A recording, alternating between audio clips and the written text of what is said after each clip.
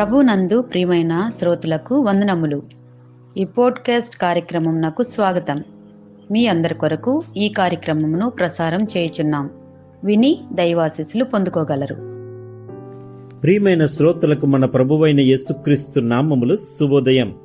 శ్రోతలారా, బాగున్నారా? రండి, ఈ ఉదయకాలము దేవుని సన్నిధిలో వాక్యాన్ని ధ్యానం చేద్దాం. యోబు జీవితం నుండి మనం జీవిత పాఠాలు నేర్చుకుంటూ ఉన్నాం.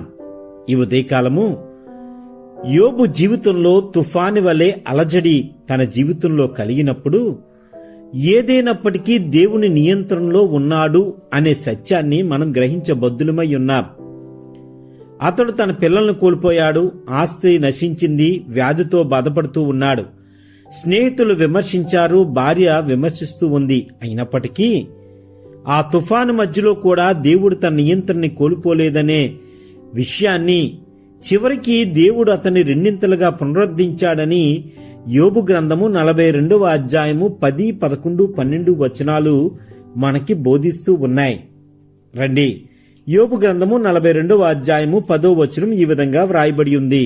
మరియు యోబు తన స్నేహితుల నిమిత్తము ప్రార్థన చేసినప్పుడు యెహోవా అతనికి క్షేమస్థితిని మరలా అతనికి దయచేసెను.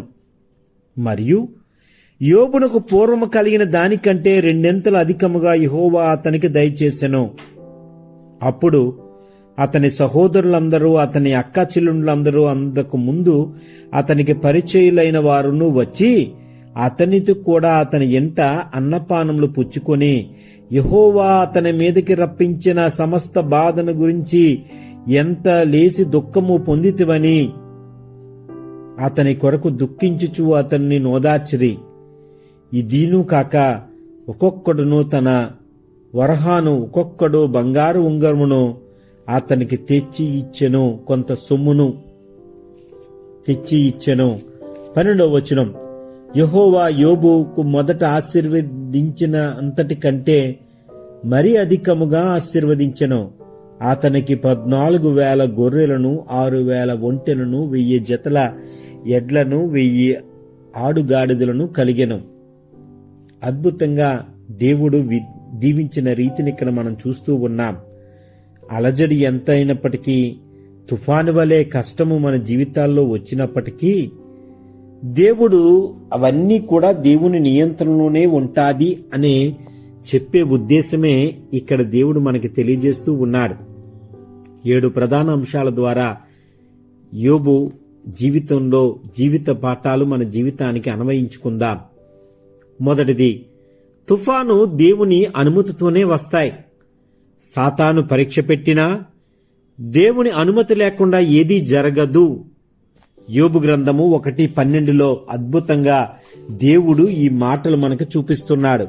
యెహోవా, ఇదిగో అతనికి కలిగిన సమస్తమును నీ వశము ఉన్నది, అతనికి మాత్రము ఏ హానియు చెయ్యకూడదని అపవాదికి సెలవయ్యగా వాడు యెహోవా సన్నిధి నుండి బయలు వెళ్ళెను. రెండవది, తుఫాన్లు మన విశ్వాసాన్ని పరీక్షిస్తాయి. కష్టాలు వచ్చినప్పటికీ యోబు దేవుణ్ణి దూషించలేదు. అదే మనమైతే ఏదైనా చిన్న కష్టం మనకు కలిగితే, ఏదైనా బాధ మనకు కలిగితే, ఏదైనా అన్యాయం మనకి జరిగితే దేవుణ్ణి మనం దూషించేవారిగా ఉంటాం, దేవుణ్ణి మనం బాధ పెట్టేవారిగా ఉంటాం, దేవుణ్ణి తక్కువ చేసి మాట్లాడేస్తాం. గాని యోబు అలా చెయ్యలేదు. 1:22 యోబు గ్రంథంలో ఇలా మాట్లాడుతున్నాడు, ఈ సంగతులలో ఏ విషయమందును యోబు ఏ పాపము చెయ్యలేదు, దేవుడు అన్యాయము చేసినని చెప్పలేదు. ఎంత అద్భుతమండి యోబు జీవితం. మూడోది, దేవుడు నియంత్రణలోనే ఉన్నాడు కాబట్టి మనము భయపడవలసిన అవసరత లేదు. ఆయన మనల్ని తన చెయ్యిలో పట్టుకున్నాడు. యెషయా గ్రంథము 41:10లో ఈ మాటలు మనం చూడవచ్చు. నాలుగోది, తుఫాన్ లాంటి కష్టాలు మనల్ని దేవునికి దగ్గర చేస్తాయి. యోబు అన్నాడు, యోబు గ్రంథము 42:5లో ఉన్న మాట, ఇప్పుడు నా కళ్ళు నిన్ను చూచుచున్నవి అని దేవునితో చెబుతున్న మాటలు మనం చూడవచ్చు. 5వది, దేవుడు తుఫాన్ల మధ్యలో మాట్లాడతాడు. యెహోవా గాలి వీచుచున్నప్పుడు యోబుతో మాట్లాడెను, సుడిగాలి నుండి మాట్లాడెను. యోబు 32:1 ఉంది. 6వది, తుఫాన్ లాంటి కష్టాలు తాత్కాలికం, దేవునికి ఆశీర్వాదం శాశ్వతం. చివరికి దేవుడు 2 ఆశీర్వాదం ఇచ్చాడు. యోబు 42:10 మనం చూశాం.